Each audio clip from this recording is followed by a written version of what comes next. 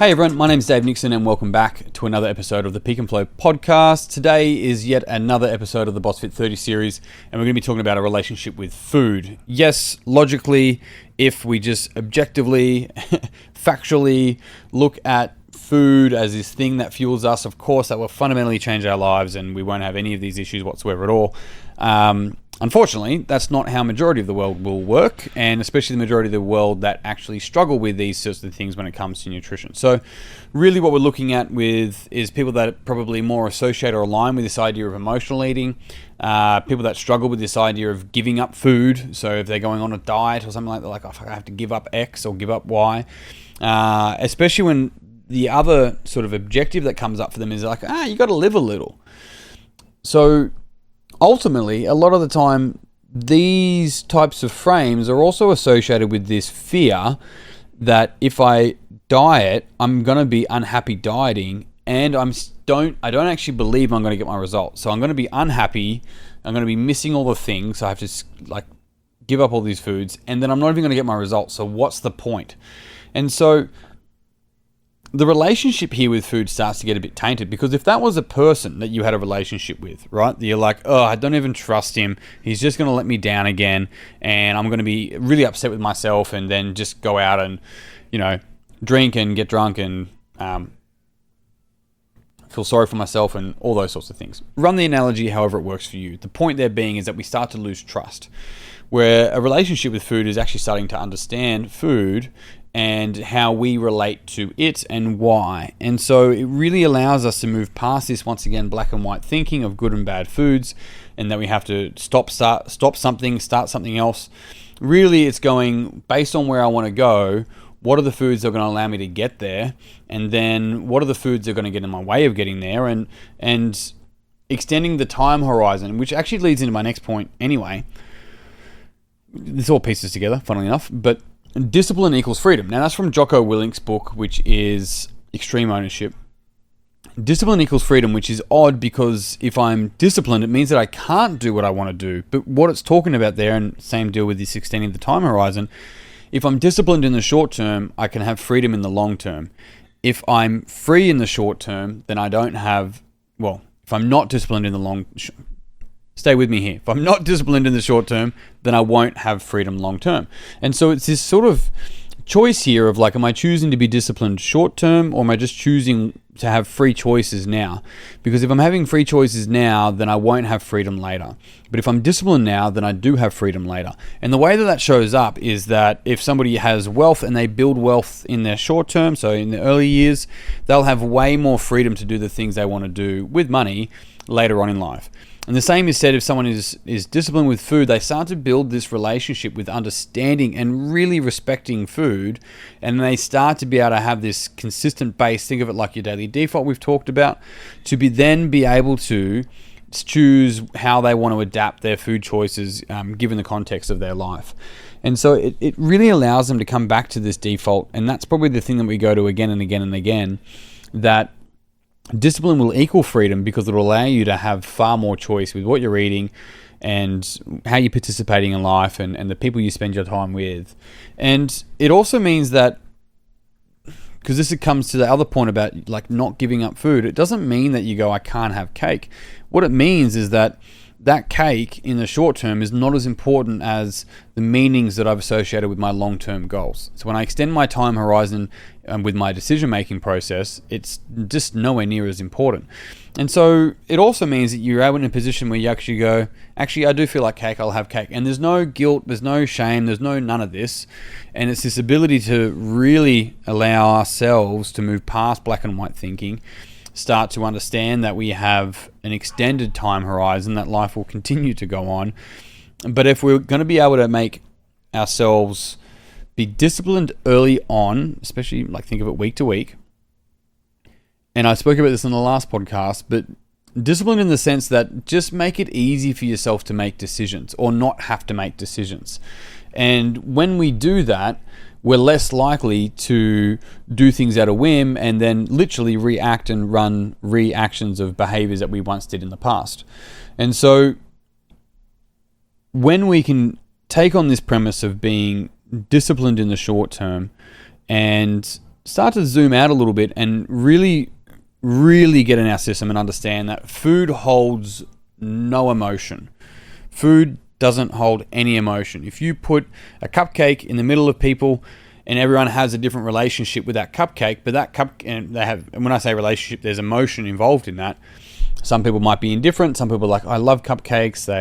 I always used to bake with my nan, and we always used to bake cupcakes, and it was just a thing. So, but the cupcake itself holds no emotion, but the person associates emotion with it, and that's one of the challenges where they actually relate with their food as such. So if I said no more cupcakes, what I actually might be saying to that person is that the thing where they really reminds them and they've got this emotive connection or this sort of like this emotive signature with the idea of eating a cupcake is actually their connection with their grandma, because they used to do it as a little girl.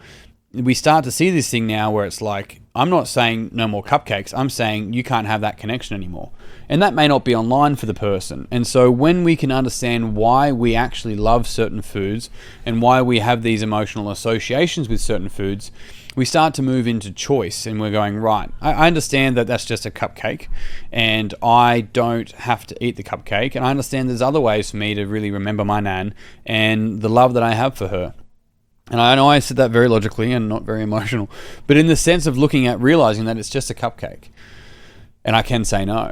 And otherwise what I'm doing is handing my power over to a memory that's running me and I don't even know. And then when I feel challenge and difficulty and I go to seek the nurturing love that I used to get from my grandma, I'll likely go towards the cupcake again. So these things can come up again and again, and we call it emotional eating, but it's like, why? Are you aware of why this is coming up?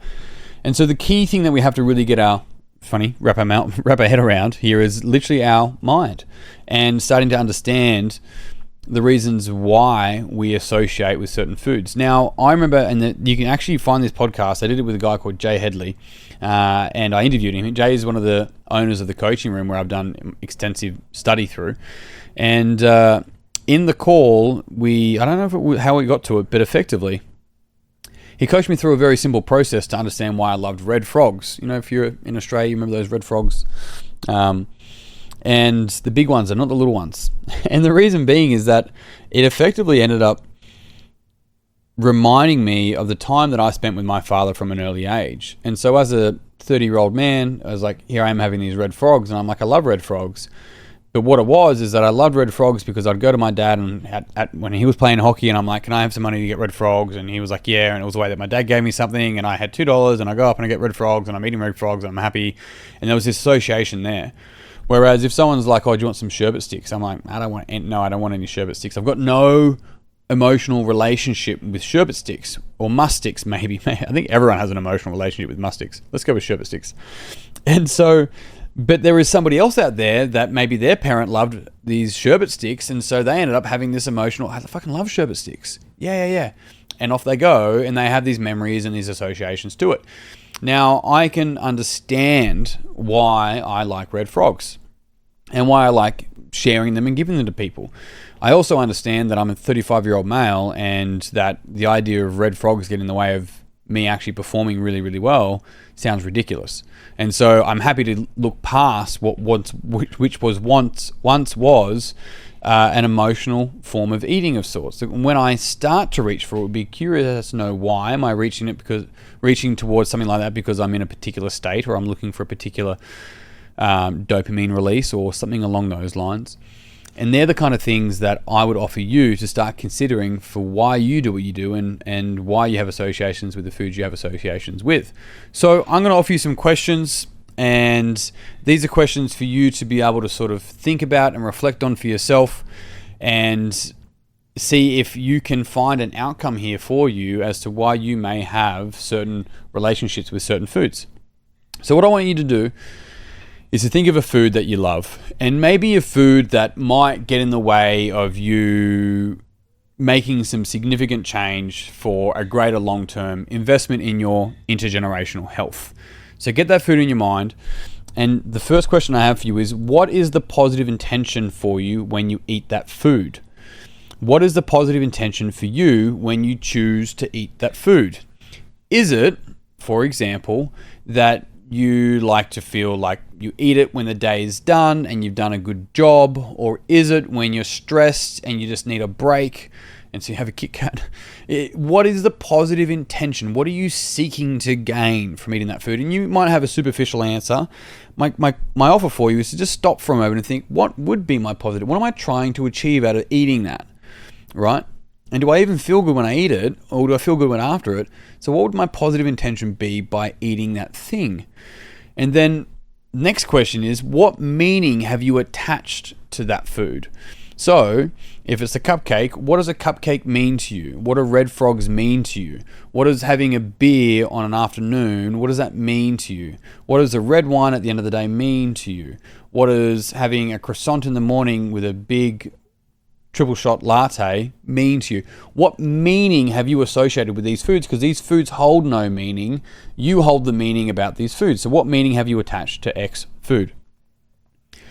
What would it mean to you to not be able to eat that food?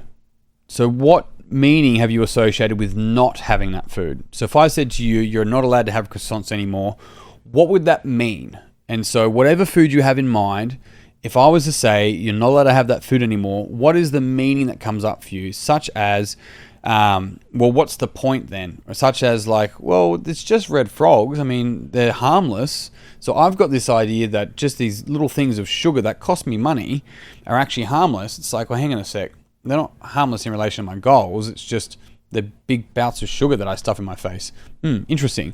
So what would it mean to you to not have X? Given that, what is the real reason? If you were to be truthfully honest with yourself, what is the real reason that you love X food? What is the real reason that comes to mind for you as to why you would eat this particular food? Given that, is that new awareness for you? Were you aware that you were associating this particular emotional meaning to a particular food? And that when you go to reach for that food, you're looking for this meaning and this emotion, not the actual food itself.